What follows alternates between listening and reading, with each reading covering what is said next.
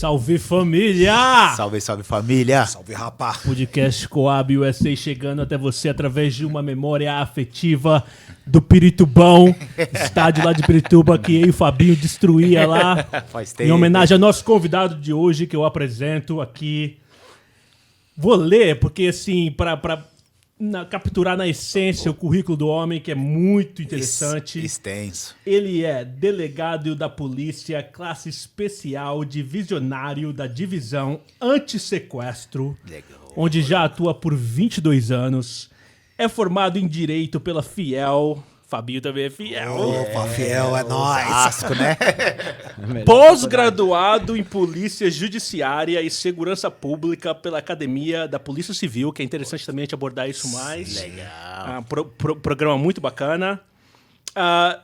E também é primeiro-tenente da Infantaria da Reserva de Segunda Classe, formado pela SWAT de Miami. Homem é brabo. Sobrevivência policial em 2008 e faixa preta 4º grau pela G13. G13. Tá aqui com a gente, delegado Fábio Nelson. Muito obrigado por aceitar o nosso convite. Bem-vindo ao podcast Coab USA. Prazer é meu, cara. Obrigado aí, Fabião. Vamos começar pelo final. Olha lá.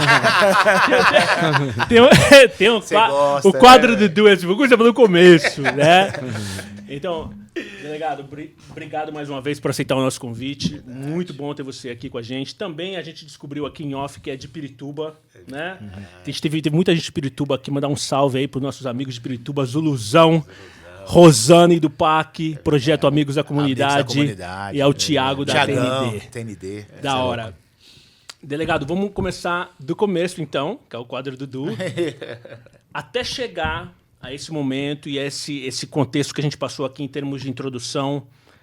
Como foi e como despertou o interesse de entrar para a polícia, vindo de Pirituba? Como que isso foi chamando a atenção para você buscar esse caminho de carreira? Cara, primeiro, assim, é um prazer imenso aí estar com vocês, só camarada, gente boa pra caramba, né? Estão vindo desde as minhas raízes lá em Pirituba. É muito legal isso aí. Um abraço pro Fiester e pro Marquinhos, que eram meus amigos lá da Rua 8. Olha, que legal. Aí na Rua de Terra, cara, em Pirituba.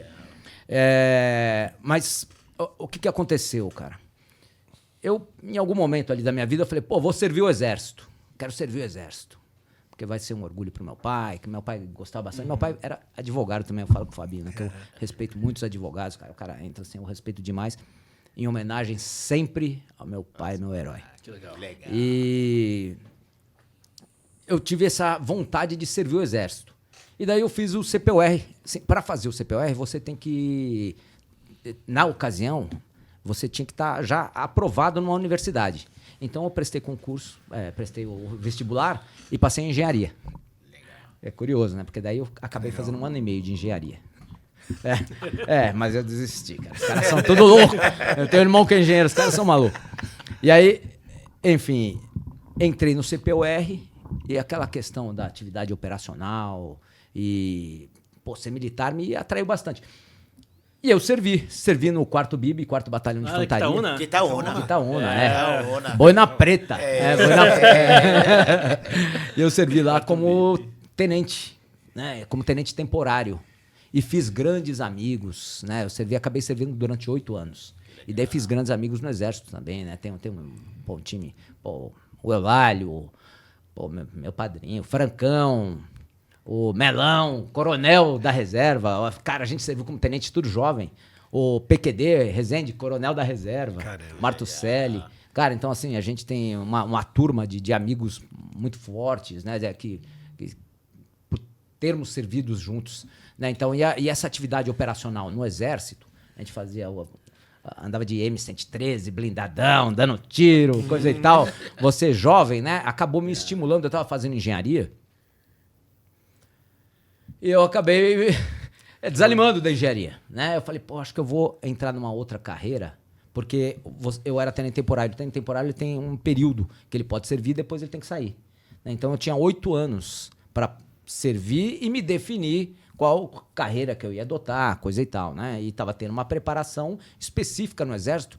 E o Exército tem uma preparação muito interessante, cara, com relação não só à questão de atirar, essa questão, mas tem uma preparação de ensinamento de vida. Ser né? humano mesmo. Isso, de ensinamento de vida, porque você vai ver um cara...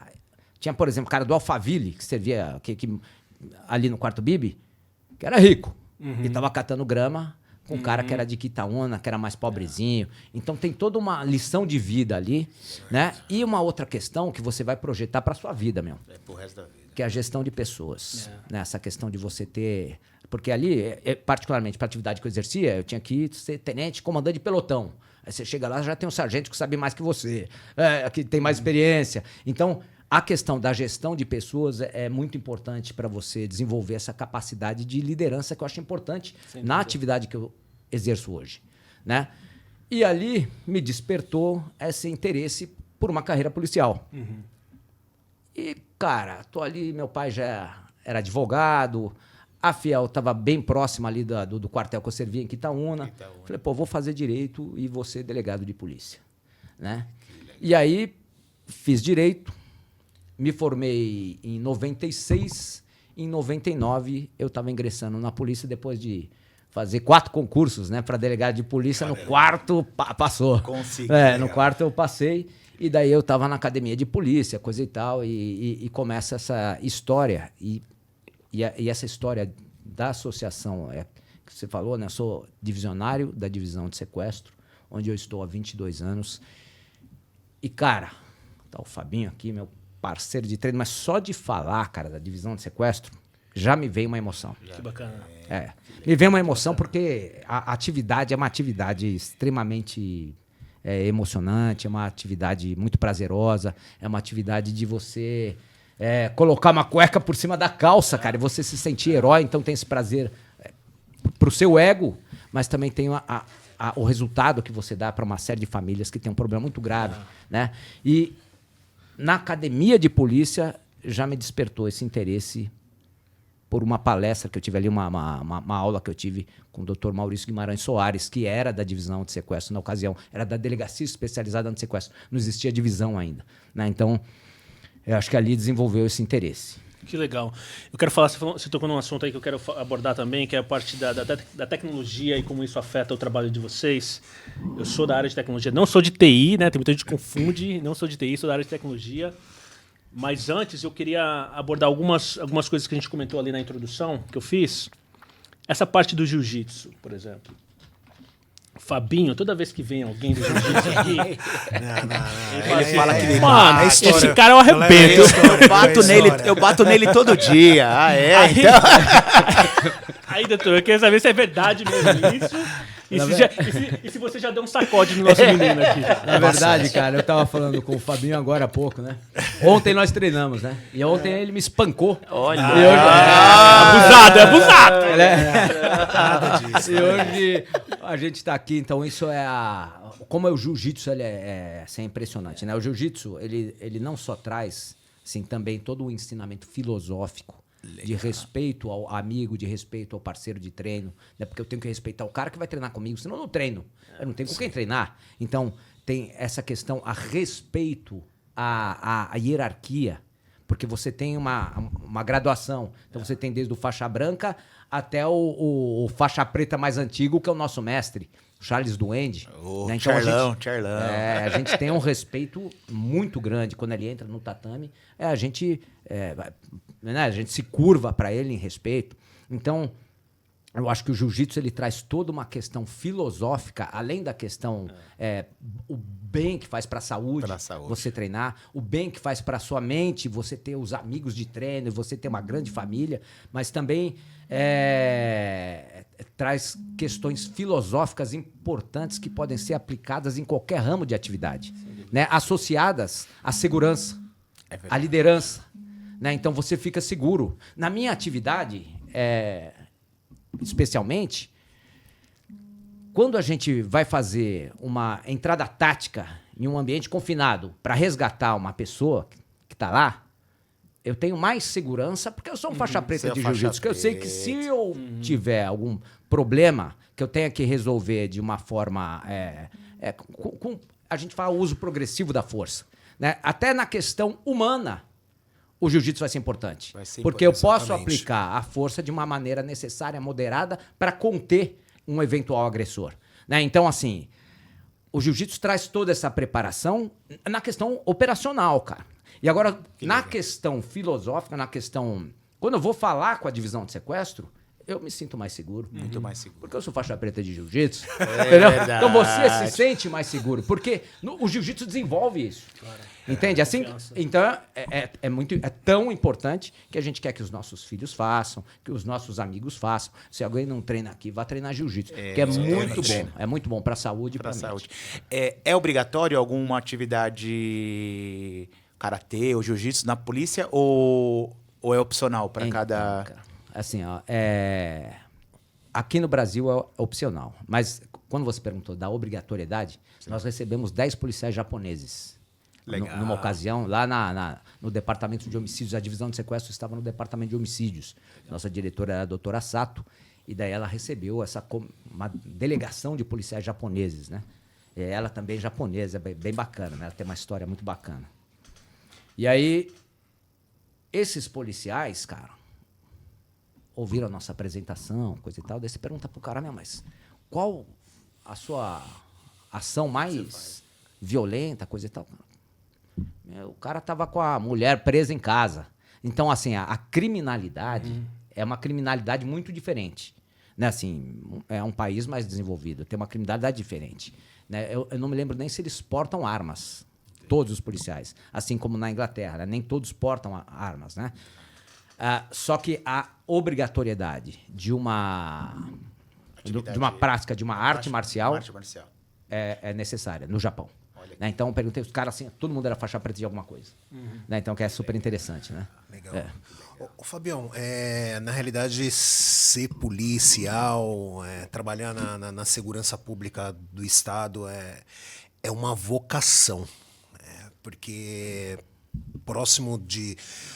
Pelo pouco que o Estado oferece, eu sei que está tendo uma evolução aí. De onde você acha que veio isso? Seu pai instigava, você já falou também do quartel, mas de onde vem essa natureza, essa vocação? Puxa, o Fabinho mandou uma difícil, né? Essa é difícil. Eu acho que ela despertou, essa vocação, ela despertou no Exército, né? Porque você é jovem, você ainda está muito seguro. A molecada, né, eventualmente, quando vai brincar assim, né? O moleque quer brincar de polícia, né? Né? Então, assim, eu não lembro se eu brincava de polícia. Mas, enfim, né? É uma carreira que traz uma certa atração, né, cara?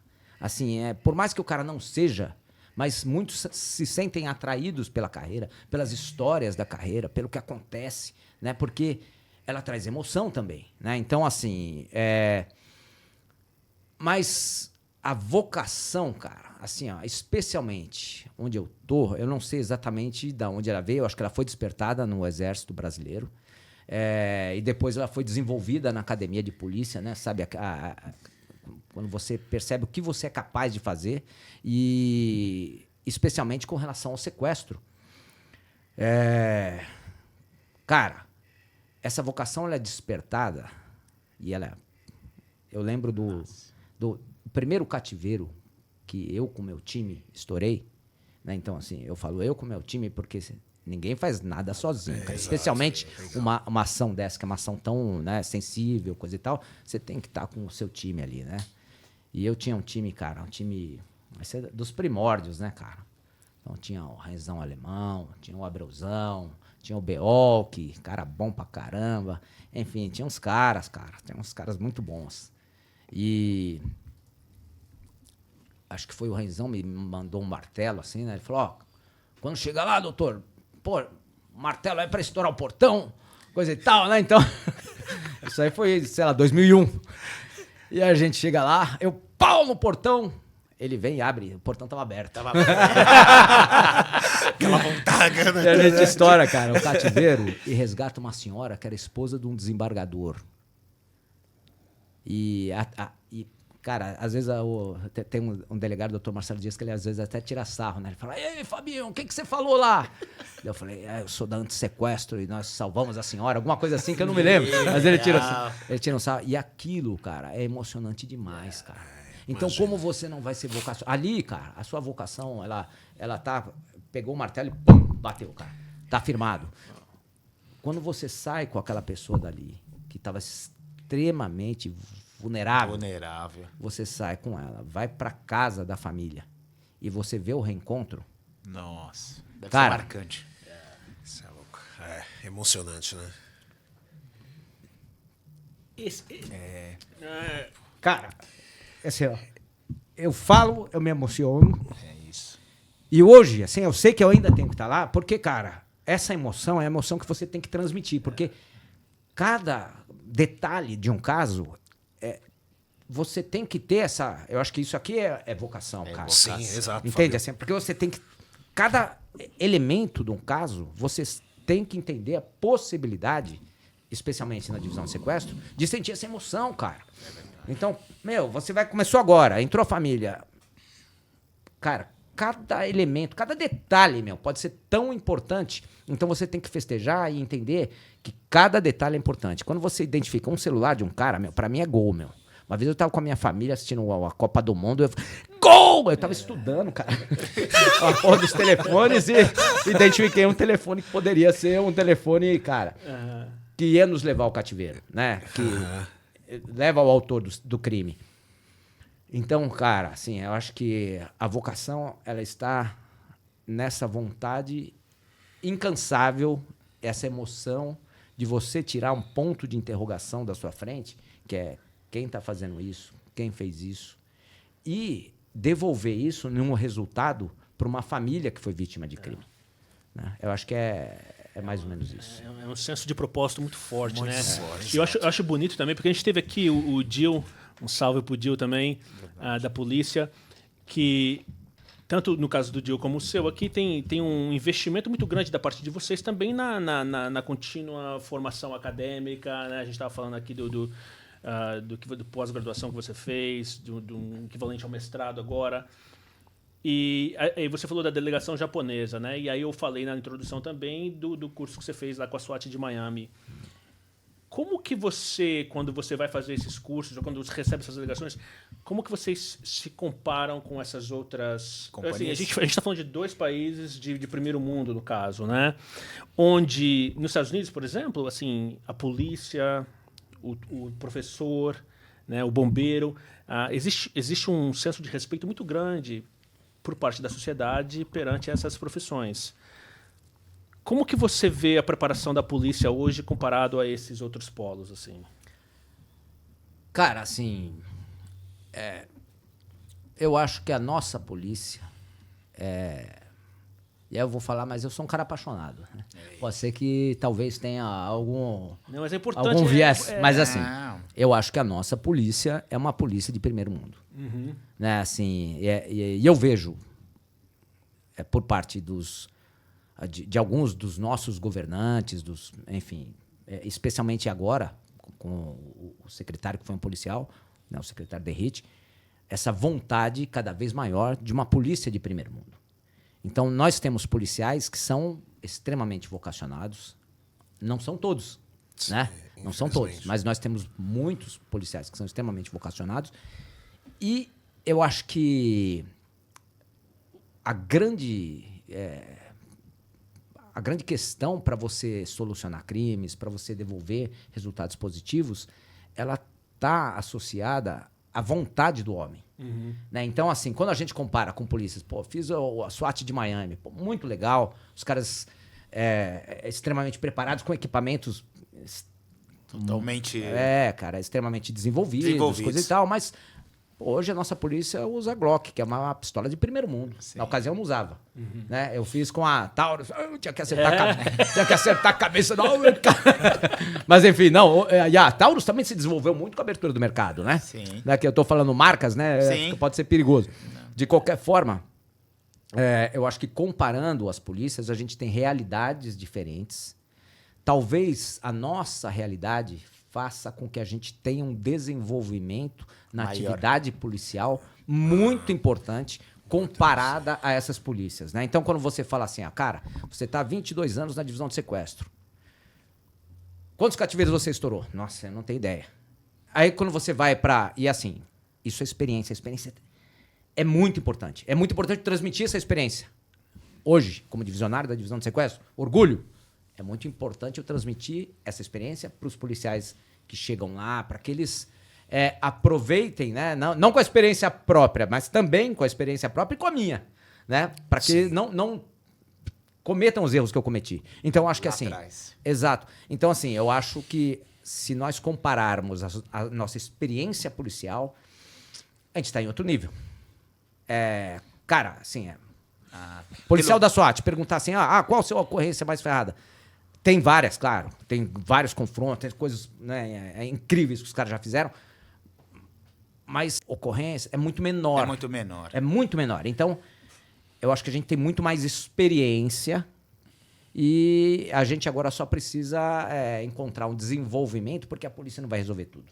Né? Se você tem um ralo, né, e você joga um balde, a água ela vai demorar para descer, né? Então, eu acho que a polícia, ela recebe todo o que tem de pior, que são os crimes, né? Então, ela é uma espécie de ralo. Mas se você não desaguar isso aqui de uma maneira adequada, com educação, saúde, exato. a longo prazo, e você ter um primeiro mundo, eu quero que a gente não tenha experiência como a gente tem hoje. Né? Então, acho que esse é o nosso futuro, né? A gente não ter essa experiência que a gente tem hoje. Mas hoje a gente tem muita experiência por conta dessa... Né, de ainda ser um país não tão desenvolvido. Não tão desenvolvido. Pelo que oferece, né? Pelo que o país oferece... A mão de obra, vocês fazem milagre, na verdade, pelo que tem hoje. Seria mais ou menos isso. Na verdade, assim, eu acho que um policial dedicado, um policial vocacionado, é um cara que tem condição de devolver um trabalho espetacular para a sociedade. Tem condição, cara. Né? Eu vejo muito isso também no próprio... do mundo que eu venho, corporativo, que por causa de, muitas vezes, fazer mais com menos, isso no corporativo, faz com que o profissional brasileiro tenha uma facilidade em adaptar as situações que não são projetadas, né?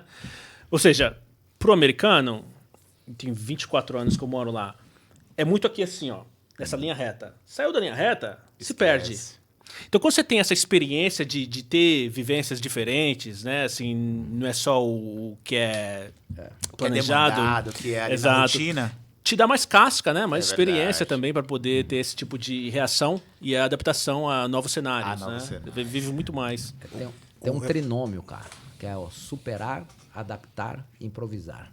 E esse trinômio é muito importante para você desenvolver essas ações, eventualmente que não todo o recurso que você poderia ter. que se poderia ter. Eu acho que no Brasil a demanda é muito maior, é um país totalmente desnivelado em níveis sociais e etc.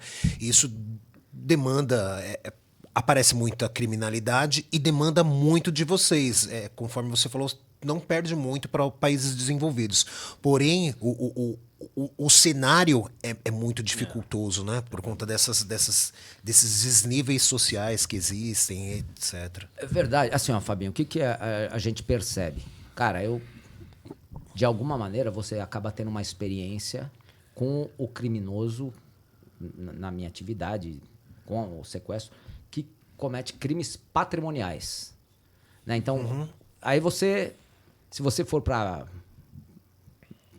querer entender, né, através do fenômeno criminológico, por que o cara comete um crime patrimonial. Né? Então, claro, é uma opção que do lado da casa dele, o cara ele escolheu ser um cara correto, né? E ele escolheu o mundo do crime. Mas você entende ali que tem uma subcultura que pode levá-lo a essa prática. Né? Existe uma subcultura. Então, eu acho que todo esse fenômeno ele tem que ser, de alguma maneira, estudado e a gente tem que dar esse suporte para que isso não ocorra. Né? Eu estava agora há pouco falando com vocês. Né? Eu costumo, representando a divisão de sequestro, falar com a imprensa para dar algumas mensagens. Né? Então, uma das mensagens que a gente recentemente está propagando é o seguinte: bom, o ano passado o nosso problema era o que popularmente foi denominado golpe do amor, que são aqueles crimes praticados através de aplicativos de relacionamento, né? Então o cara entra num aplicativo de relacionamento, igual esse que o Fabinho usa. Eu não queria falar, né, gente? Eu não queria falar. E aí o cara, ele acha que vai se encontrar, 100% dos casos, né? O homem acha que vai se encontrar com uma mulher, né? E a gente teve casos pontuais de homens que achavam que iam se encontrar com outros homens, né? E acabam sendo sequestrados. Então isso foi um grande problema pra gente o ano passado.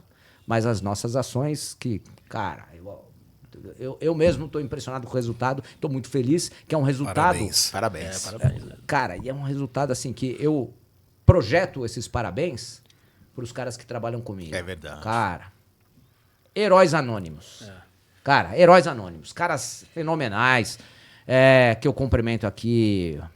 Marcão, chefe dos investigadores, delegado titular da primeira, doutor Eduardo, doutor Akhenaton, delegados da primeira, doutor Felipe. Eu vou falar os nomes, o chefe, o Bossato. Reconhecimento. Agradeço Gratidão, a né? todos na primeira delegacia. Segunda delegacia, a doutora Nayara, uma mulher excepcional.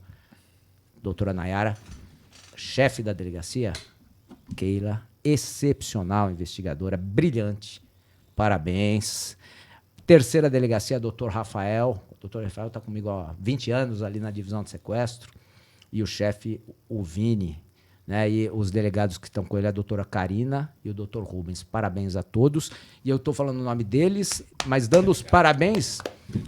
e o Vandeco, escrivão de polícia, está comigo, Vanderlei, que é o chefe dos escrivães, né? Que eu não falei o nome dos escrivães e isso vai me dar um problema. Eu tenho que falar o nome dos escrivães. Fernandão, a Jennifer e o Ivan, que são os chefes das delegacias. Então eu estou falando o nome dos chefes aqui para parabenizar todos pelo excelente trabalho que fizeram. E a gente atendeu em 2022 115 casos de golpe do amor. Em 2023, 49 casos. Né? Então, e agora, nos últimos 5 meses, a gente tem 3 casos. Então, quer dizer, assim, os resultados eles foram alcançados com uma série de estratégias. Sim. E entre elas, eu acho que foi o que motivou a falar sobre isso, era comunicar que o cara que pratica um sequestro, a pena é altíssima. Né? Então, hoje a gente tem caras mais jovens praticando sequestro. Um cara com 25 anos praticou um sequestro, ele vai ficar 30 anos na cadeia. Então, cara, o cara vai perder uma vida. Não vale a pena cometer um crime desse. Né? Sequestro é um crime. Se um de nós aqui é sequestrado, todo mundo vai sentir demais. Uma família é atingida. É um crime hediondo, não é por outra razão. É um crime extremamente grave. Uma família fica desconcertada. Fica desconcertada. Então não atinge só aquela pessoa que foi sequestrada, mas toda uma família que é vítima desse crime. Né? Então por isso é tão grave, por isso que a divisão de sequestro faz um trabalho tão enérgico, sério, e por isso que esses números caíram tanto, porque esses criminosos, esses crápulas, eu tenho falado assim, estão presos. Então não é porque... o cara fala, migrou. Não. Não é porque migrou, não. Migrou é a geração que pensava em praticar o crime. Essa geração viu que todo mundo foi em cana, então ela vai optar por uma outra coisa. Seja a opção correta por uma carreira, por uma, né? Que seja essa opção. E o que leva? Que nem você estava comentando sobre o crime do patrimônio, né? Normalmente, pela sua experiência, o que leva... lógico, cada caso é um caso. Mas, normalmente... essa pessoa a praticar esse tipo de crime? Essa questão, cara, é uma questão... Pessoal. Não, é muito difícil, né, de você responder, porque é um fenômeno, né, criminológico. Então, se você for identificar, assim, o primeiro ponto, o crime patrimonial, na maior parte das vezes, é cometido por pessoas que moram na periferia.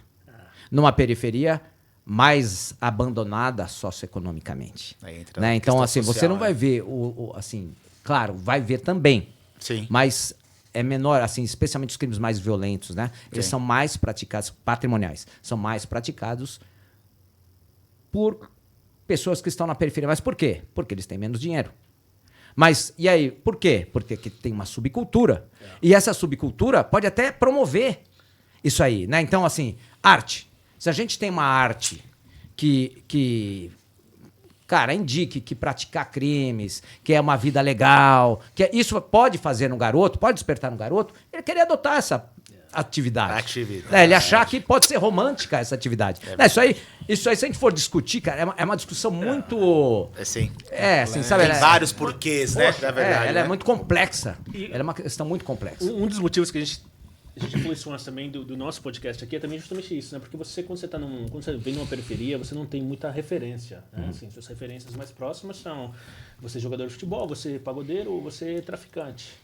Então a ideia também de ter outras referências, assim, você vem de Pirituba, a gente teve várias outras pessoas que vieram também de um começo bem humilde e buscaram através, porque muitas vezes também está buscando aquela gratificação instantânea, né? E aí o crime é um atalho que você pega que é errado, mas assim, para satisfazer aquele desejo do imediato de você ser visível de alguma forma, você busca isso.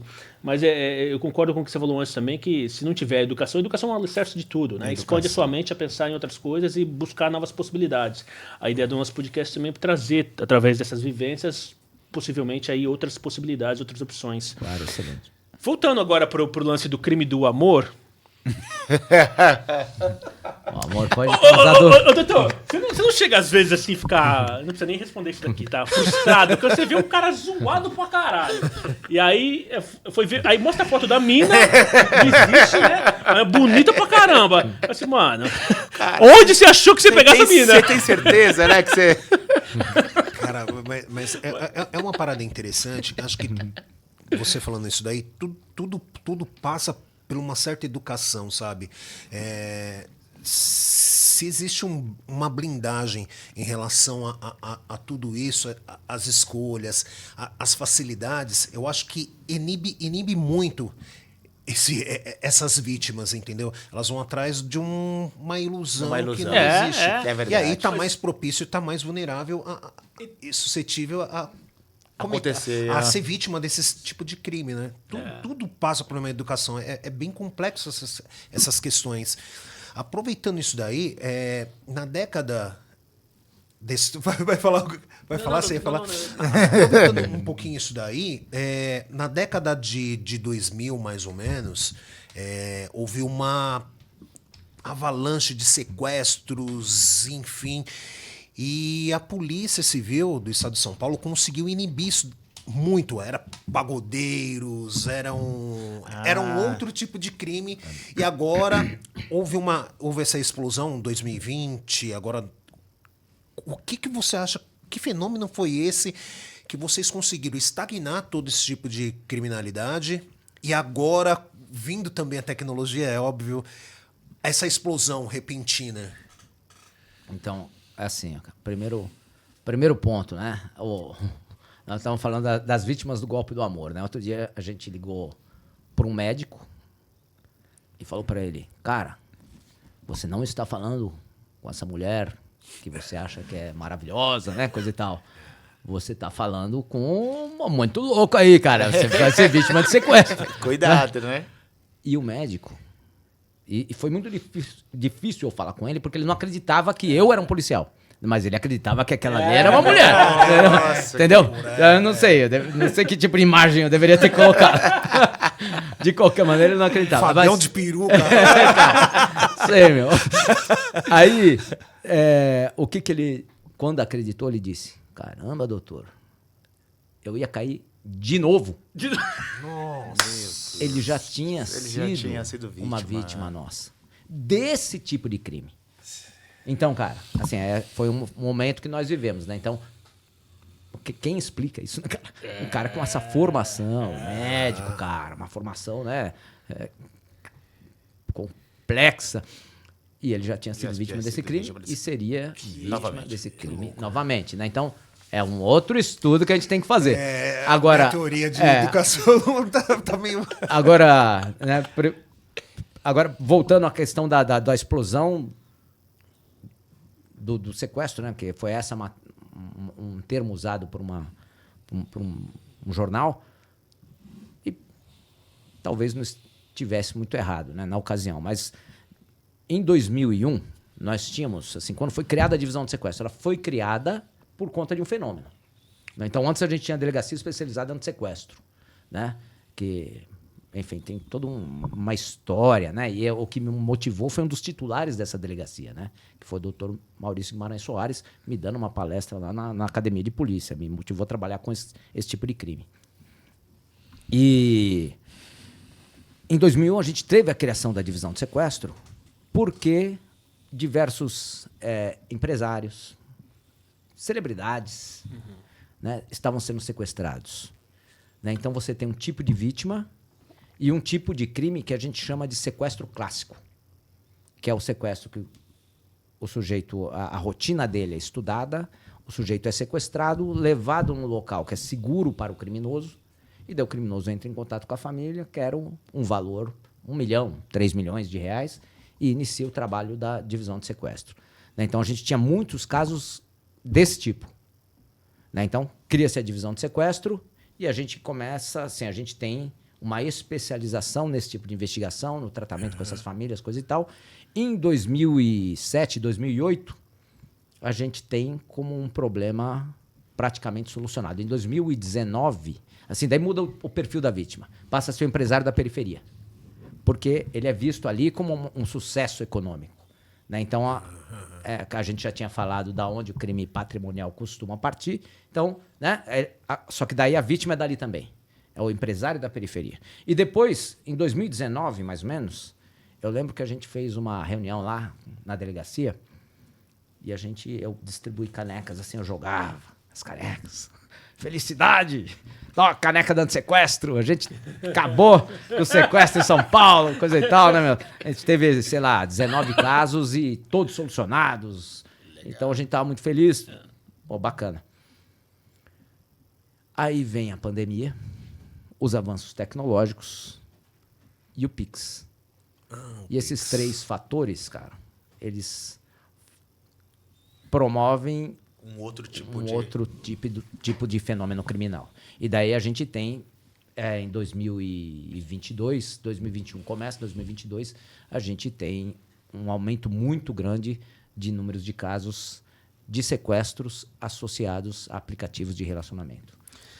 E, doutor, sobre isso, tecnologia agora, como é a relação da polícia com essas empresas? A maioria tem algumas empresas que nem presença física tem aqui no Brasil, né? Quando você precisa ter acesso a algum tipo de informação, existe muita resistência e burocracia para vocês terem acesso a esse tipo de informação?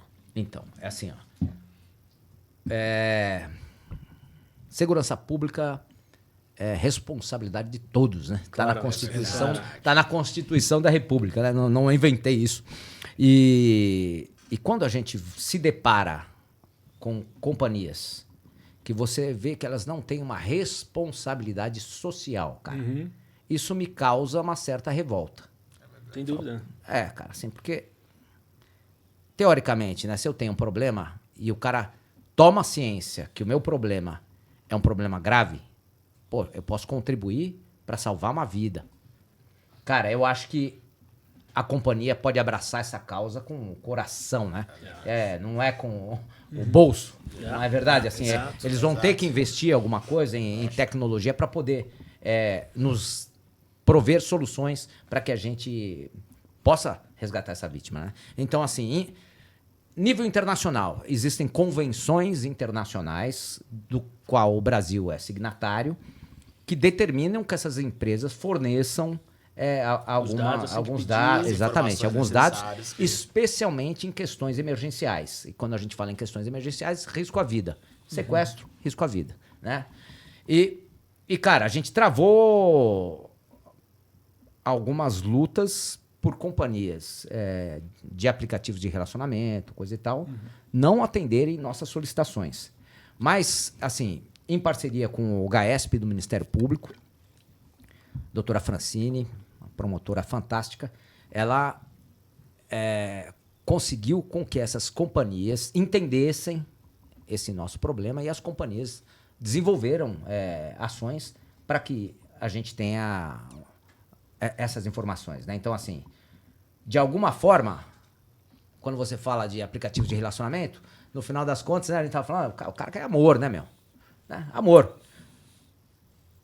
Cara, resgatar uma vítima, ver aquele abraço, amor. Não é verdade? Lógico. Que eu Tá lembrei agora feliz, né? Tá feliz, né? Eu lembrei do rap que o Fabinho fez, né? Não vai começar com aquela. Amor e ódio. Tá amor tudo e junto. ódio. Amor e ódio, tá tudo junto. Então, assim, acho que a finalidade, cara, das companhias e a nossa finalidade é a mesma. É a promoção da união das pessoas. Das Cara, a finalidade é a mesma. Você falou, qual a sua missão? E isso eu falei pro representante da companhia. Qual a sua missão? É igual. É a mesma missão, é a promoção do reencontro, a promoção do encontro das pessoas. É verdade. Então a gente tá junto, meu. E assim, eu acho que algumas companhias, de fato, abraçam essa causa. Só para prosseguir, né? Assim, especialmente com relação ao golpe do amor, é um trabalho que a gente fez e que teve o apoio, algumas vezes irrestrito, de bancos. Estilo assim, o cara que opera. Tem caras que eles vestem a camisa como Ajudam se eles fossem da própria equipe, prestatividade cara. Como se os caras fossem da própria equipe. Então os caras entendem que eles estão trabalhando numa causa importante, cara. Né? Eles estão trabalhando numa causa, cara. Não é só a investigação, não é só... Talvez a gente fale no reporte também, né? Assim, dá um feedback. Cara, você resgatou uma vítima, meu. Tá aqui, ó, meu. Entende? Então, isso aí também é muito importante. Talvez a gente tenha uma falha nisso. Mas tem algumas companhias que eu acho que elas são mais pessoais nesse tratamento. Então, você sente... o cara tá no time. E no caso do nosso combate ao golpe do amor, eu acho que algumas instituições financeiras realmente abraçaram a causa, tiveram juntos. A ponto de a gente festejar. Cara, quantos sequestros... Vocês estão percebendo, né? Assim, quando eu percebi que tinha baixado muito, eu falei, cara, será que eu tô sendo enganado? Né? Então, será que existe uma cifra oculta? Né? Os caras não estão comunicando por vergonha, por alguma coisa? Então, calma aí. Aí ligo pro capitão da área, capitão José Antônio. E aí, capitão? É o soldado universal. Fala, doutor! Resolvemos aí, não sei o quê. Aí eu falo, pô, legal. Aí ligo pra ele. Cara, e aí, seu final de semana melhorou? Pum! Doutor, melhorou pra caramba, meu. A gente reduziu essa porra. Então, assim, tem algumas parcerias que são muito importantes pra gente ter uma solução, que é uma solução, né? Que é legal pra todos. Em conjunto. Só mais um gancho aqui na tecnologia, já que a gente tá falando de tecnologia. Tá. Como que a polícia usa a tecnologia a seu favor, né? Assim, eu vou viajar um pouco nesse tema, assim, o uso de drones, ou o uso de... Porque tem uma coisa que você falou no começo, ou até mesmo em off, que existe toda uma parte muito estratégica. Ao invés de a gente pular no furacão, no olho do furacão, a gente tem que sair para poder enxergar o que está acontecendo numa visão mais ampla. Existe alguma coisa assim nesse sentido que a polícia tem usado que tem surtido um impacto interessante, positivo para combater esses crimes? Eu acho que a polícia ela tem que estar sempre no mesmo passo dos avanços tecnológicos. Né? Então, alguém perguntou, né? Não lembro se foi o Edu, ou foi o Fabinho, não lembro agora, mas assim... Fabinho só quer saber de relacionamento. Então foi ele. Queima meu filho, pelo amor de Deus. Então, certeza que foi ele. Que era dos casos do golpe do amor. Então, os criminosos, vislumbrando a possibilidade de enganar as pessoas, usaram dos avanços tecnológicos para atraí-las. Né? Em resumo, é isso. E a polícia tem que estar nesse passo. Né? Então, como que eu vou identificar esses criminosos? Né? Então, eu tenho que usar desses avanços tecnológicos para que eu possa identificar o cara certo. Cara. Não adianta eu... querer pegar o cara do lado. Não, o cara do lado não resolve meu problema. Não vai tem que ser o cara certo. Porque o cara certo tem um impacto muito importante. Então, assim, a gente tem que usar, e nós usamos, os avanços tecnológicos de forma muito positiva para identificar o autor, o cara certo, né? E identificando o cara certo, você tem uma diminuição na criminalidade efetiva. Se eu pego um cara que faz 20 sequestros por semana... tiro 20 sequestros de circulação. A conta é basicamente isso. Né? Agora, se eu pego o cara que está lá embaixo, que eventualmente só recebeu e que ele já está apresentado, tranquilo. Ele tem que responder por participação no crime e vai tomar uma cana de 20 anos. Esse cara que recebeu alguma coisa. Caraca. 20 anos de cana. Ou conteiro, ou beneficiário, como queiram chamar. Mas, identificando o líder da organização, cara, O aí resultado, você ele faz uma é- diferença muito grande. O resultado Né? é- E isso reverbera não só na questão do fenômeno criminal, como também naquela comunidade. Falei, aqui não dá. Né? Então, de alguma forma, foi isso que a gente fez. Aproveitando esses avanços, a gente foi pegar a cara dentro do motel. A gente foi pegar a cara no apartamento dele. Então, assim... A informação acaba circulando e aí... E não foi na casa do pai dele, foi na casa dele. Né? Então, assim, isso é muito importante porque esses avanços também eles são usados para a gente poder projetar os direitos humanos. Né? É verdade. Então, assim, a gente aproveita esses avanços também para fazer uma investigação mais detalhada e poder também, assim, trazer direitos humanos para toda aquela comunidade que eventualmente sente a ação da polícia. Né? Então, acho que a gente tem que aproveitar. Tá? A gente tem que estudar e aproveitar. Isso é muito importante. Quando a gente for, tem que ser pontual. Pum! Então, é o tiro certo. Certeiro, certeiro. Eu ia perguntar, na verdade, de algum caso relevante na sua carreira. O senhor também se tinha vontade de comentar e desafiador, que foi marcante aí na sua vida aí. E, doutor, nunca teve que salvar o Fabinho, não, né? Oi? O Fabinho, hein? Ô, doutor, A tô gente aqui, orienta, ó, me ajuda né? aqui, ó. Como Eu pensei que era como a amigo, gente é o Carlão treina. que tá aqui. Como a gente treina junto, né? De amigo, coisa e tal, a gente vai orientando, né? Mas Previamente, né? é uma vítima potencial. É uma vítima potencial.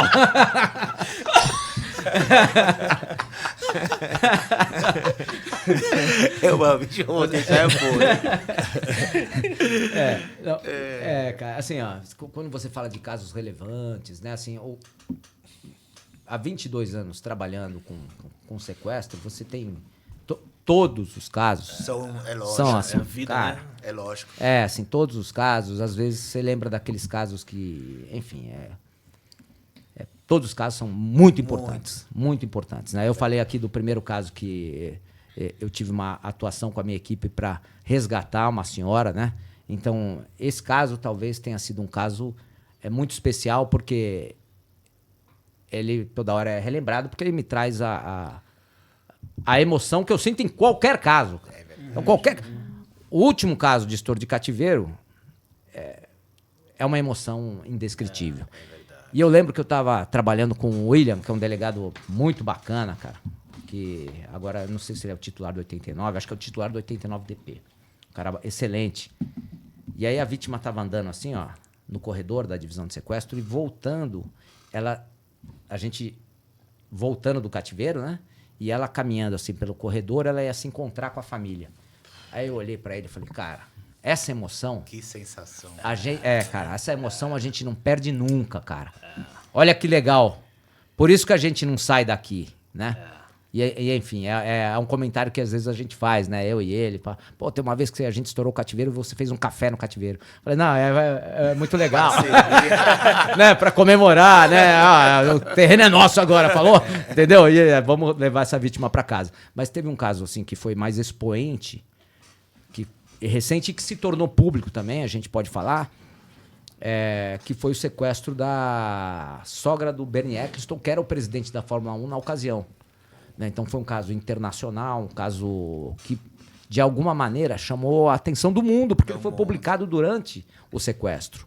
Né? Algo que também nos incomodou bastante, porque a imprensa, teoricamente, tem um papel ético de respeitar, né, esse momento da até família, proteger a coisa e tal, vítima, porque né? tem, sim, porque tem um impacto internamente dentro, a gente trabalha com isso e sabe. E teve, nesse caso também teve um impacto, porque não sabiam, a base da organização não sabia quem era a vítima. E daí eles se desentendem também, né? Então isso pode ser arriscado para a vítima, né? E pode ter impacto na investigação, enfim. Então não é importante, não, teoricamente, a nossa recomendação é que os veículos de imprensa, exato, não publiquem durante o cometimento do crime, depois, né, enfim, né, o cara tem ali aquele furo de reportagem, o que ele quiser. Mas esse caso foi um caso muito bacana, um caso que, no final das contas, cara, a gente estava investigando e coisa e tal. Olha que interessante. como a investigação ela é romântica, meu. Assim, olha só, cara. Porque, apesar de ser um crime grave, coisa e tal, né, tem até um vídeo da vítima depois. Ela fala, vocês são... Sabe, assim, legal. Ela faz, legal. Então ela ficou muito feliz. Uma senhora muito bacana que a gente estima muito. E o início do caso, os caras sequestram ela com uma caixa de papelão. Então eles, como uma caixa de papelão? Os caras vão entregar uma caixa para ela como se fosse alguma entrega. E aí ela é ludibriada e é sequestrada. E eles trocam o carro depois, eles levam no carro dela e fazem uma troca de veículos. E aí um senhor ali, que era um catador de latas, ele percebe que tem alguma coisa errada. Isso, na Raposo Tavares. Ele percebe que tem alguma coisa errada e os investigadores fazendo o local vão falar com ele e ele transmite algumas informações que foram muito importantes. Olha só, né? Que coisa... Assim, né? Até romântico, né? Que bacana, né? A gente tá falando de tecnologia e agora, de repente, a gente vai pro básico de novo. Né? E assim, como foi importante essa informação que foi transmitida por esse senhor. E daí a gente desenvolve essa informação e, no final das contas, a gente sabe que um dos criminosos está com a perna quebrada. Então, ele está usando muleta. E a gente fica ali em alguns locais que a gente sabe que ele pode aparecer e depois, cara, de 3 dias na porta de uma casa, a gente vê o cara se aproximando ali, ó, pulando, pulando. A gente chega do lado assim, só joga o cara pra dentro do carro mesmo. E aí, divisão de sequestro. Tá ali, senhor. Então a gente já... Foi um dia maravilhoso, a gente pega o time ali, a gente tinha uma van cheia de policiais e faz uma entrada tática, ambiente confinado e resgata aquela senhora, que é a dona Aparecida, e foi uma felicidade muito grande. E aí num jornal, cara, saiu assim, The Untouchables. Olha lá, que louco! Os intocáveis, eles estavam falando da divisão de sequestro. Então a gente ficou muito vai e descido, cara. Foi legal pra caramba. Ô, Fabião, eu vou mudar um pouquinho de assunto. Pô, conheço o Fábio há mais de 10 anos. Ser humano fantástico, onde todo mundo ama o cara. De uma humildade, cara, absurda. E... Obrigado, todos nós, né? Principalmente a galera do jiu-jitsu, nós somos orgulhosos de você. Toda vez que você aparece dando uma entrevista na televisão, o doutor Fábio tá ali, um liga pro outro, cara. É apaixonante porque você nos transmite essa paixão e a gente sabe do caráter que você é. Ponto isso. Você é um cara que de origem simples, humilde.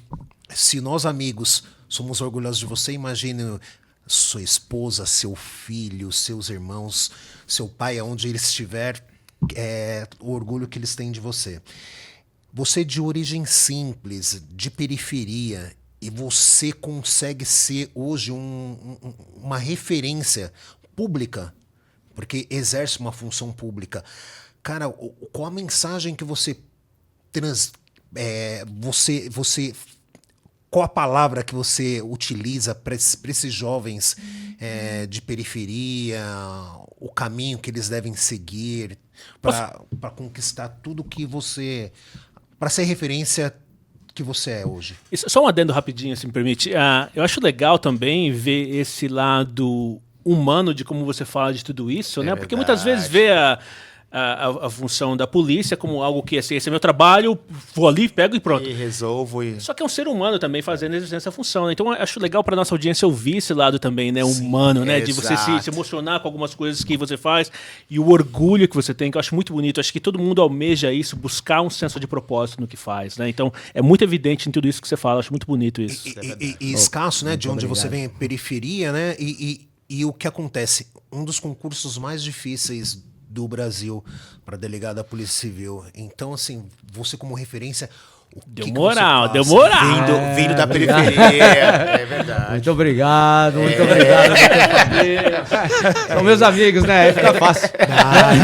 Nada. Mas, assim, ó, de qualquer forma, os meus pais, eles sempre promoveram os estudos. Né? Então, meu meu pai, ele fez questão, por mais que ele fosse um advogado de periferia, um cara simples, coisa e tal, mas ele fez questão de investir nos estudos, né? Então, assim,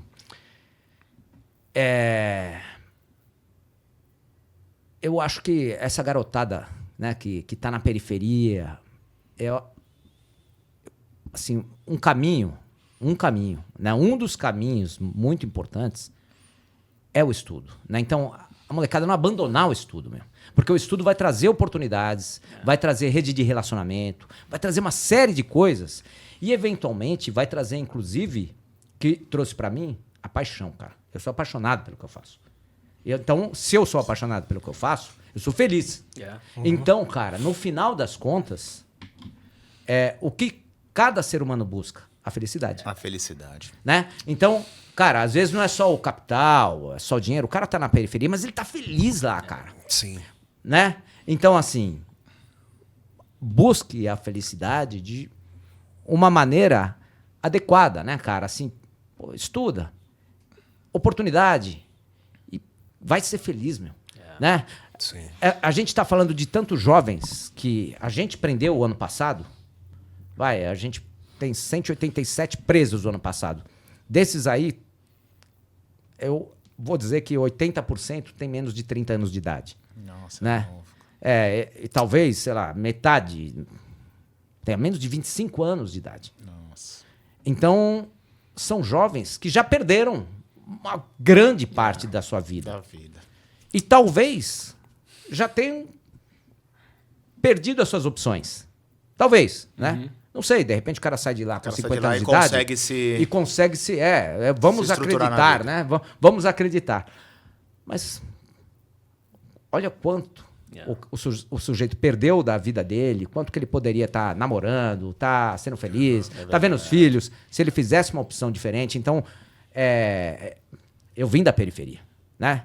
Então, cara, assim, eu acho que a minha opção foi pelo estudo. Então, o estudo foi abrindo caminhos, foi dando oportunidades essas que me colocaram hoje onde eu tô.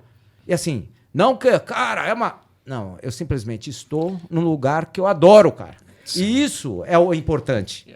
Não sou, você ganha, eu ganho bastante para prover minha família, para ser feliz. Entende, cara? Eu acho que a busca da felicidade é o principal. E a felicidade, ela não tá dentro das penitenciárias, cara. Então, assim, faz o caminho certo, escolhe... O estudo é um caminho. É verdade. Cara, o estudo é um caminho. É legal falar isso porque uma história muito similar às nossas, né? Porque a gente também vem da periferia e a gente falou isso no nosso primeiro episódio, né? Assim, são hoje advogado, né? Do empresário eminente. na área de imóveis. Eminente Menino advogado. Bom. Eminente. Solteiro. Empresário de imóveis. Então, assim, são caminhos ou trajetórias bem diferentes em termos de indústrias, né? Mas, assim, tudo começou, assim, com a sua própria história que você acabou de contar, através da educação, né? Dessa preparação. Porque, às vezes, eu acho que na vida, todo mundo, em algum momento, vai ter uma oportunidade.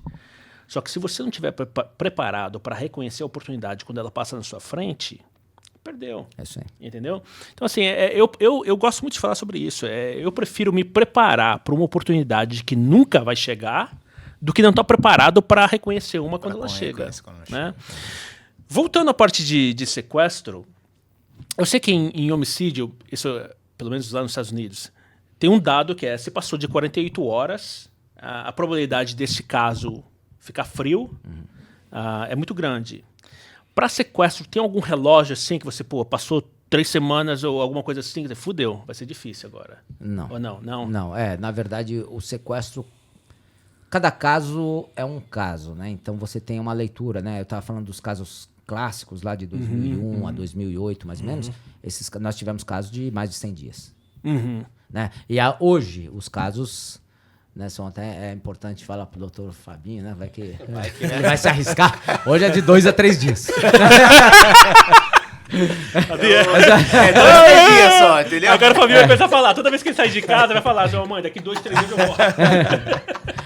Na verdade, né? A gente fala brincando, mas hoje os casos estão mais céleres por conta desses avanços. Então, tem um outro A estrutura, perfil, né? sim. E assim, mas também a notícia boa é que a gente acabou de falar, né? Em 5 meses a gente teve 3 casos. Diminuiu de- bastante. De golpe do amor. Então a gente tem casos de sequestro relâmpago, coisa e tal, que são aqueles que a vítima ocasionalmente está na rua, dentro de um veículo, na via pública, dentro de um veículo e é pega. Isso aí, a maior parte dos casos de sequestro relâmpago é assim: o cara tá dentro do carro parado ali, vendo o celular e é pego. Então, né, você já fica uma dica, né? Pô, não para o carro na via pública e fica ali, cara, porque é uma oportunidade para o criminoso. São crimes de exposto, né? oportunidade. É, Né? São crimes ocasionais de oportunidade. Mas os encontros estão mais seguros, todavia a gente tem que se preocupar. Né? Mas esse tipo de sequestro, né, que é o sequestro que a gente tem, o contemporâneo, ele está mais célere. 2, 3 dias, 2, 3 dias. de cativeiro. Indo na linha do Fabinho aí, como que o senhor vê hoje a geração nova em aptidão em ser policial? Como é que tá isso? Não sei se você tem, por estar lá dentro, diminuiu bastante, aumentou bastante? Como que hoje, pelo menos a minha geração, a gente odiava o quartel. Alistamento, a gente fazia de tudo pra, na verdade, não querer entrar, né? E seguir Isso um outro continua caminho. assim, viu? Isso continua Não assim. muda, né? Isso não muda, cara. Isso eu tenho certeza que continua igual, porque eu vi pelos meus sobrinhos, pela galera. assim, Sempre. ninguém... Mas no seu caso, foi lá onde tudo começou, né? Sim. Então, e é uma opção, eu já queria servir, né? É verdade. Então, assim, cara, eu queria servir como soldado. Sim. Mas aí, no exame médico, o médico me falou, cara, você terminou o colégio aí, passa numa faculdade e vai fazer CPOR. Você viu? Você vai ser tenente, cara. Enfim, né? Daí eu fui orientado ali. O direcionamento. Então, mas, assim, eu acho que a galera mais jovem, cara, eventualmente...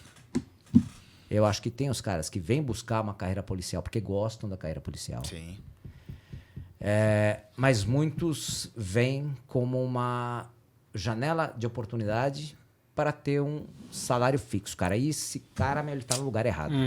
Porque ele pode morrer, cara. Eu sei. Exato. Né? É verdade. Porque se ele não tiver uma vivência policial no espírito dele, cara... Ele não pode, entende?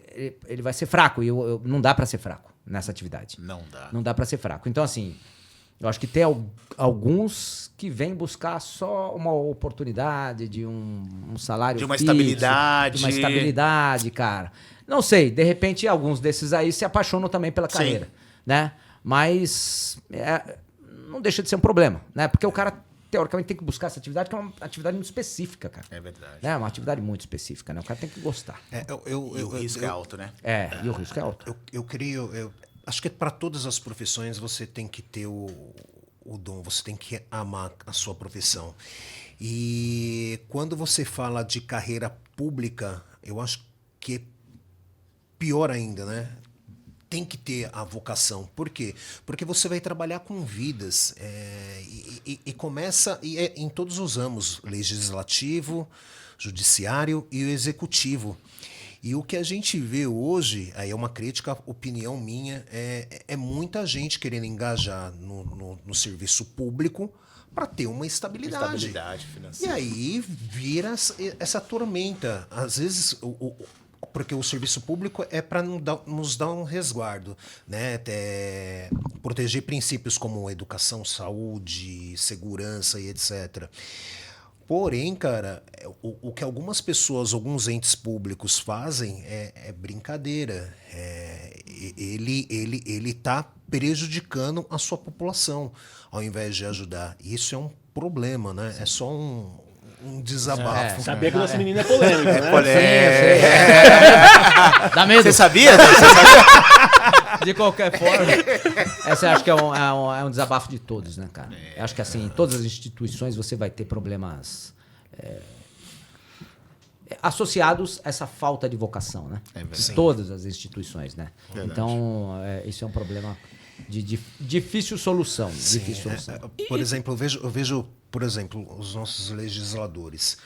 Aí o cara pega e fala assim, vou tratar da segurança.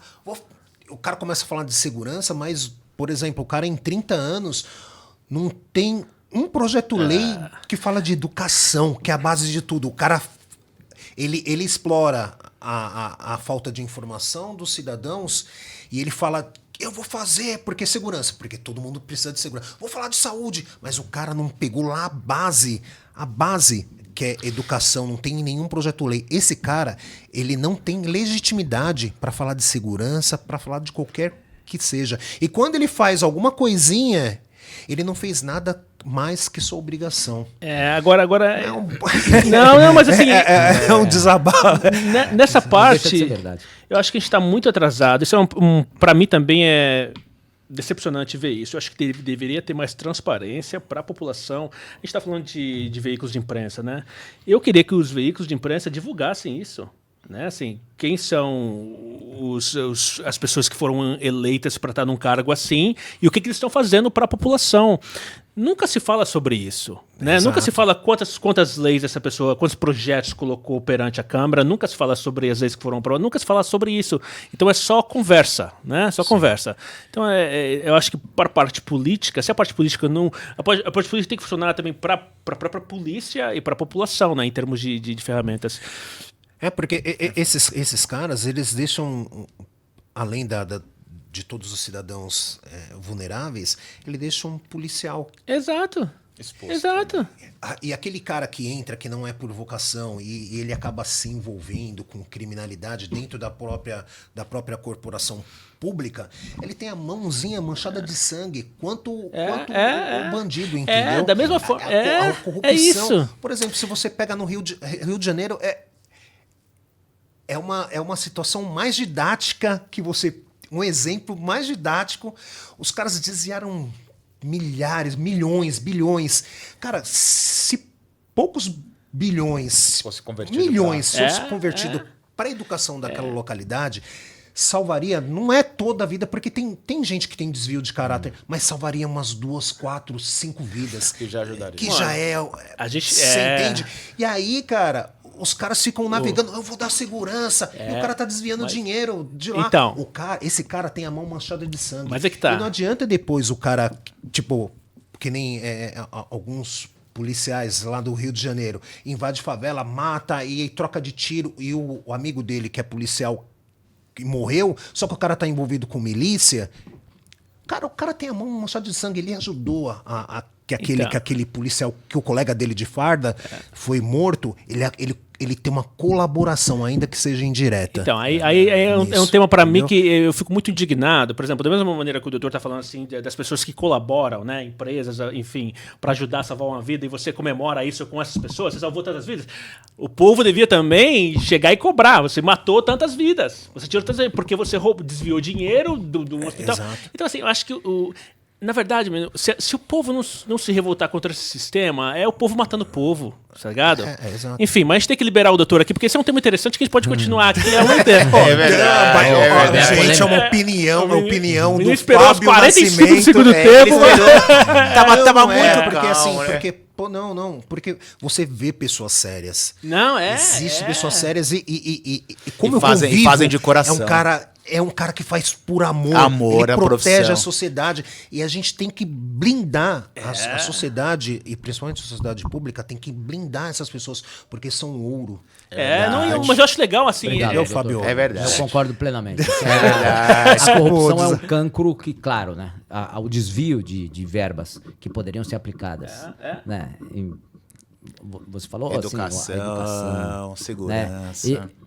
E converteu isso até as mortes, né? Que são praticadas por ambos os lados, né? Sim. Então, assim, o resultado disso é perda de vidas. Então, cara... Uma teoria causalista, né? Não, mas é bem interessante, bem interessante. Então, O Rio de Janeiro tem que ser é uma escola a ser seguida. É óbvio que você pode aplicar em outros estados e tal, mas olha só o número de crimes, né, que acontece no Rio de Janeiro e parece que não... É enxugar gelo, né? Então, mas Tipo, sabe o que me enfim. revolta? A gente tá falando, essa é talvez uma visão meio extremista, né? Assim, quando vai uma manifestação, e aí os caras, eu tô falando da época que eu morava aqui, né? Eu saí daqui em 2000. Mas os caras fazem uma manifestação na Paulista. Sai dali, quebra metrô. Quem pega metrô? É o pobre, mano. Você tá entendendo? Então, assim, nunca vai mudar isso. Porque quem tem o poder de mudar ou influenciar a mudança, tá lá sentado no ar-condicionado, só vendo os malucos se matar. Entendeu? Assim, não incomoda, não tá incomodando. Então tem que incomodar. Essa é uma opinião minha também. Enfim, mas eu queria. Minha última pergunta aqui, que a gente estourou o tempo já, e desculpa pra gente ter estourado o tempo, mas o papo tá fluindo. Daqui a pouco a gente vai terminar o programa, vai ter arrumado uma namorada pro nosso menino Fabinho. Não, Eu não. Tira o foco. Então, peraí. Vou contar uma curiosidade pra quem tá nos ouvindo. Lá vem ele, velho. Às vezes a gente recebe um monte de mensagem, né? As mulheres perguntando se o Du é solteiro ou tem compromisso. Pro Fabinho, as minas nem perguntam isso. Porque assim, eu acho que ele emana esse negócio de pecado, tá ligado? Que as minas querem pra cima. Enfim, voltando ao papo sério. Para. Deixa eu falar. Quando a gente vai pros Estados Unidos, ele... Ô, meu, vamos ligar o Tinder. O doutor Fábio não vai saber. Vai ter que pegar o avião e falar, deixa o Edu lá mesmo. Vai ficar lá. Mas eu queria voltar para um papo mais sério aqui, quando eu fiz a introdução novamente. Dessa parte desse programa educacional que a polícia oferece, eu tô curioso para saber se isso é uma coisa que para todo mundo dentro da polícia eles têm acesso a isso, a esse tipo de informação, de continuar investindo nos estudos, ou é só para um determinado ranking dentro da polícia aqui? Não, assim, a polícia tem a Academia de Polícia Dr. Coriolano Nogueira Cobra, que é onde a gente se forma. Hoje a diretora, a doutora Márcia, é uma delegada jovem, pra frente, que é uma pessoa legal pra caramba, né? E ela promove, né, da forma dela, esses estudos. Então, assim, os cursos policiais, eles são promovidos pela Academia de Polícia. Mais recentemente, né, a gente tem uma ideia que é muito legal dos delegados, quando se formarem, já saírem formados com uma especialização em direitos humanos. Quer dizer, Que legal. Super bacana, né? Super bacana. Estamos torcendo para dar certo. E os delegados mais velhos, como eu, né, eles podem fazer uma especialização, que é o curso superior de polícia. É uma especialização em sistema de justiça e segurança pública, que é muito legal. A gente vê, é um concurso interno que a gente presta, e daí vai estar com os delegados que foram da nossa turma, junto, estudando. É muito bacana, cara. E é um momento, assim, muito especial, porque eu tô há 22 anos, mais de 22 anos, trabalhando com sequestro, é punk. Né? E, de repente, você tá num banco acadêmico, coisa e tal. Então, você vai desligando e vai promovendo os estudos. Isso é muito importante para reflexão, para oxigenação, para conhecimento, também, para aprimoramento. Sim, para as novas questões mais atuais, né? Que da inclusão. A gente tem uma série de questões que são muito importantes, que são discutidas nos bancos acadêmicos da Academia de Polícia. Isso é bacana porque, assim como você mencionou das artes marciais, assim, o trabalho no dia a dia também é físico, mas é mental também, né? Para você poder ter esse tato estratégico, não só do relacionamento humano, mas poder de enxergar, identificar talvez algumas estratégias para poder até atacar o crime, né? Doutor, uma aula de humanidade, Obrigado. de evolução da mente, né, através dos investimentos que você fez ao decorrer da sua carreira. Muito bonito ver isso também, muito bonito passar isso para a nossa audiência que está acompanhando aí. E aí está aqui mais uma opção também, né, uma opção digna e muito bonita para as pessoas que querem buscar alguma inspiração, alguma dica aí para buscar um futuro melhor. Gostei muito da participação, agradeço muito a participação sua aqui com a gente. Obrigado mais uma vez por atender o nosso pedido. E a gente tem que continuar, porque o Fabinho deixou um gancho ali no final que a gente tem que tem que ir volta depois, aqui. Vamos voltar aqui. E eu quero falar também com a nossa audiência. Pô, você precisar conversar com o Dr. Fábio, a molecada que está se preparando, quer buscar uma carreira, bater um papo com o Dr. Fábio, pode ter certeza que as portas estarão abertas. Estou falando... Eu não tô entendendo, não. Mas... tá dando trabalho pro homem aqui.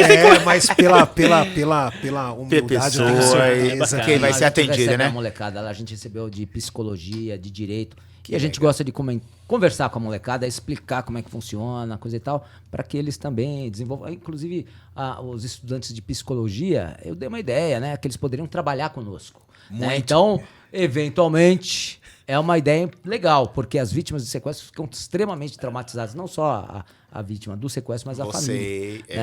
Mas a família também. Então, assim, tem campo para bastante coisa. Quem for me visitar lá, certamente vai ser muito bem atendido. Que bacana, legal. Que bacana.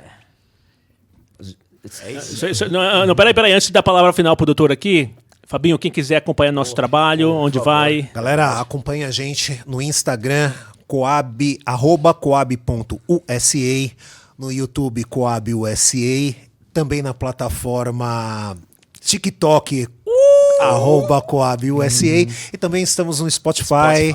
Galera, acessem lá, coab.usa. Logo lançando um perfil num site de relacionamento da vida aí. Temporada 2 no ar. Família, muito obrigado por tudo. Obrigado, doutor, que aula. Vou deixar você aí com as palavras finais aí.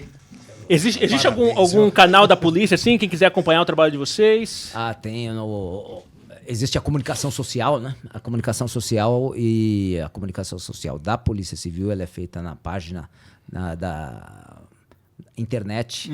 Polícia Civil de São Paulo, vai encontrar a página, assim como no Instagram também. Legal. O TikTok, eu não sei se tem. Não sei se tem alguém fazendo uma dança. De qualquer forma, assim, foi imensamente prazeroso estar com vocês aqui, bater esse papo aqui. Saudável, gostoso, né? E também emocionante, né? Porque quando a gente fala cara, eu não consigo não me emocionar. Isso, né? Isso aí. E se tem alguma mensagem a gente passou para essa galera mais jovem, né? É isso. Né? Eu acho que o intuito, foi bem bacana. E quero cumprimentar aqui o doutor Fabinho, que é uma figura, né? Uma figura querida por todo mundo, né? A gente ouviu aqui, inclusive, bastante pelas mulheres. Mas quero cumprimentá-lo em nome de todos os nossos parceiros de treino, em nome enfim, né? Dar um abração pro nosso mestre, o Charles Duende, da G13. E para todos os nossos parceiros de treino. Eu não vou falar todos aqui, senão a gente vai esquecer. Mas cumprimentar o Fabinho em nome de todos aqui, que isso aqui é família. Isso aqui é família. Você sabe que eu vou contar uma história aqui. Eu já falei, acho que eu já falei isso antes. Eu uso o Fabinho muito como inspiração, né? Eu trabalho numa empresa que eu tenho, assim, 5.000 pessoas. E geralmente eu conto a história dele. A gente estava voltando à parte do quartel e das artes marciais. O Fabinho começou a trajetória dele no jiu-jitsu um pouco tarde, né, para muitas pessoas, né? Então, assim, eu uso essa história dele, né? Assim, eu tenho uma foto que eu uso dele, que ele está no pódio, assim. E aí eu falo um pouquinho da trajetória, né? Começou tarde, mas através do esporte, da disciplina, de investir e se preparar e acreditar, né? E continuar com perseverança, tá ali ganhando medalha, ganhando troféu e tudo isso. É uma história muito bacana mesmo. Legal. Vou terminar agora com um salve pro Mindhunters, @mindhunters.prod, pelo carinho de receber a gente aqui sempre nesse estúdio. A família, a nova marca tá no ar, temporada 2 pegando fogo. Muito obrigado pelo carinho de sempre e até a próxima. Valeu. Um abraço.